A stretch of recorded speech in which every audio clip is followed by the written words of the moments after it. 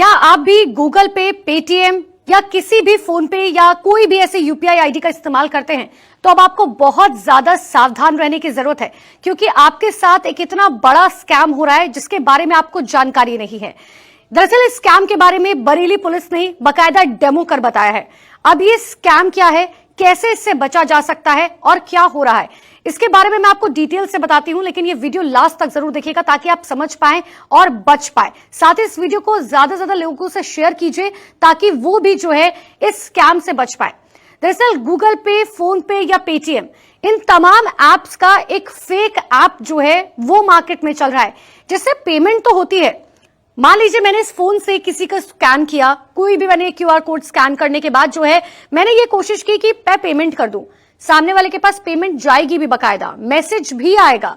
या इतना ही नहीं, मेरे पास जब हम कोई भी पेमेंट करते हैं तो उसके बाद आपका आता है कि आपने जो है पेमेंट कर दी, एक टिक मार्क बना हुआ आता है, सब कुछ आएगा, यूपीआई आईडी भी सेम आएगी, नंबर भी सेम आएगा, लेकिन वो पेमेंट नहीं होगी।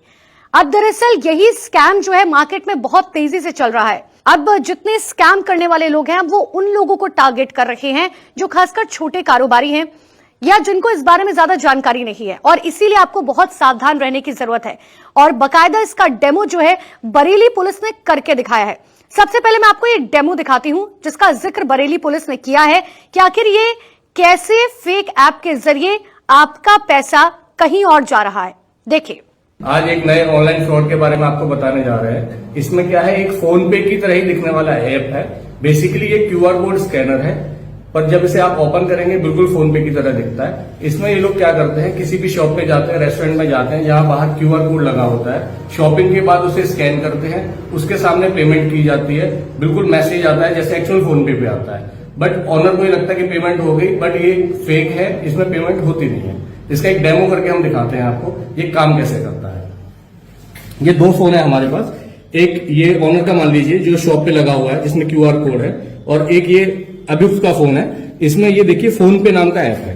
ये एक्चुअल में बिल्कुल फोन पे की तरह ही दिखता है, आप इसे देख के बता नहीं पाएंगे। वो आपके सामने ही इसे ऐसे ओपन करेंगे, ये बिल्कुल फोन पे की तरह ही दिखेगा। पहली नजर में आप नहीं जल्दी पता कर पाएंगे क्या चीज है, पर ये क्यूआर कोड स्कैनर है वैसे बेसिकली।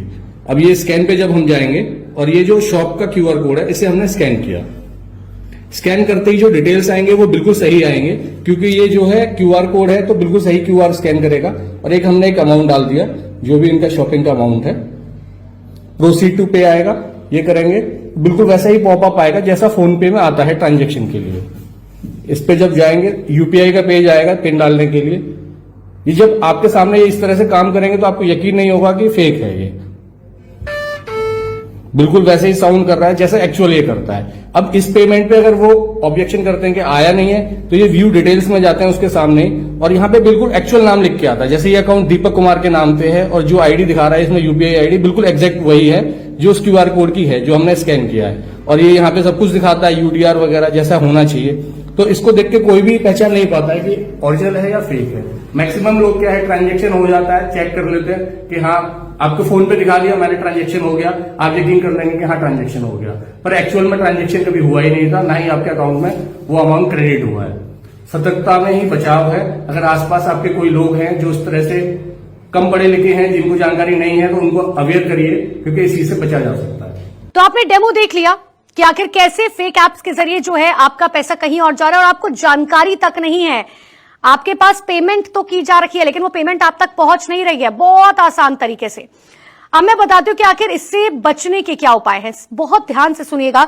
देखिए, सबसे पहले ये कि ट्रांजैक्शन हिस्ट्री जो है आप जरूर चेक करें, क्योंकि अगर आपको किसी शख्स ने दिखा दिया कि मैंने पेमेंट कर दी है, लेकिन आपके पास भी आ गई है, मैसेज आता है बकायदा, लेकिन आपको ये नहीं करना है, मैसेज पर विश्वास नहीं करना है। आपको जाके अपनी ट्रांजैक्शन हिस्ट्री, चाहे कोई भी आप एप्लीकेशन जो यूज करते हैं, गूगल पे, पेटीएम, या फिर आपको अपनी बैंक की हिस्ट्री चेक करनी है, क्योंकि वहां पर डेबिट या क्रेडिट लिखा हुआ आता है। इतना ही नहीं, सूचनाओं में विसंगति, यानी कि आप समझ लीजिए कोई भी ऐप जब फेक होती है ना, गूगल पे, पेटीएम या कोई भी ऐप का जो है अगर फेक ऐप निकाल के किया जाता है तो उसमें कुछ ना कुछ तो ऐसा होता है जो बाकी ऐप से अलग होता है, कुछ ना कुछ गलती जरूर पाई जा सकती है।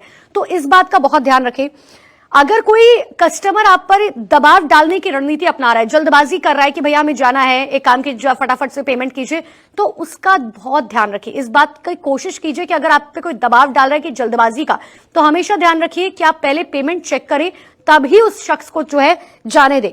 और अनजाने ऐप्स जो है उन पर बिल्कुल भरोसा ना करें। अगर किसी ने कह दिया कि मैंने ये पेमेंट कर दी है, लेकिन उस ऐप के बारे में आपको जानकारी नहीं है, तो आप ये बात ध्यान रखिएगा कि आपको पहले चेक करना है पेमेंट अपने बैंक में जाकर, या किसी भी जहां पर भी आप स्कैन करवा रखे हैं वहां पर जाके चेक करना है। और मैं आपको बताऊं कि जो स्कैमर्स है ये लगातार छोटे कारोबारी या व्यापारी जो है उनको टारगेट करें, क्योंकि बहुत आसान होता है उनको टारगेट करना, क्योंकि क्यूआर कोड स्कैन किया, लोगों ने कहा पैसा आ गया, उन्होंने कहा पैसा आ गया। अब ऐसे में आप कैसे व्यापारी खास तौर पर जो है वो कैसे बच सकते हैं? देखिए, अपने कर्मचारी जो है, आपके जो अंडर लोग काम करते हैं या जितने भी लोग हैं आपके साथ, उनको सबसे पहले आप शिक्षित कीजिए, उनको आप बताइए कि आखिर ऐसा हो सकता है आपके साथ, तो बहुत ध्यान रखने की जरूरत है। इतना ही नहीं, एक सत्यापन प्रक्रिया जो है वो लागू करें। आप ये जरूर कोशिश कीजिए कि जो भी पेमेंट की जा रखी है सबसे पहले वो आप चेक करेंगे जाके। और जब भी आपने देखा होगा आप पेमेंट करते हैं, फोन पे पेमेंट स्वीकार होती है, तो एक बकायदा स्पीकर जो है लोगों ने लगाया होता है जिसमें आता है कि ये 10 रुपए क्रेडिट हो गए, 20 रुपए क्रेडिट हो गए, 500 रुपए क्रेडिट हो गए। तो उसकी जरूर जो है कोशिश कीजिए, उसकी हेल्प लीजिए। बिकॉज अगर आपके पास शख्स ने बोल दिया कि पैसा आ गया लेकिन पैसा नहीं आया है, तो वो स्पीकर से आपको आवाज नहीं आएगी। ये बहुत इंपॉर्टेंट चीज है। संदिग्ध गतिविधि अगर आप देखते हैं, कोई ऐसी संदिग्ध गतिविधि, मान लीजिए आपने कोई ऐसा शख्स देखा जिसके बारे में आपको जानकारी नहीं है, या आपको कुछ ऐसा लगा कि यार कुछ इसमें झोल है, तो तुरंत आप इसकी शिकायत जो है वो आप पुलिस को करें। अपने नजदीकी थाने में जाकर पुलिस को बताएं कि हमारे साथ ऐसा हुआ है। ये नहीं कि अगर 500 रुपए के लिए आपने छोड़ दिया, क्योंकि अगर आपके 500 रुपए डूब रहे हैं तो शायद ऐसा हो सकता है कि सामने वाले के 5 लाख रुपए जो है किसी और के साथ जाके वो शख्स क्राइम कर सकता है।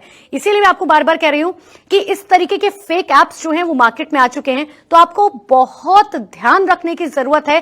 खास तौर पर वो लोग जो इनका रोजाना जो काम है वो क्यूआर कोड स्कैनर या डिजिटल पेमेंट के जरिए होता है, तो डिजिटल पेमेंट में भी अब स्कैम का ये बड़ा भंडाफोड़ बरेली पुलिस की तरफ से किया गया है।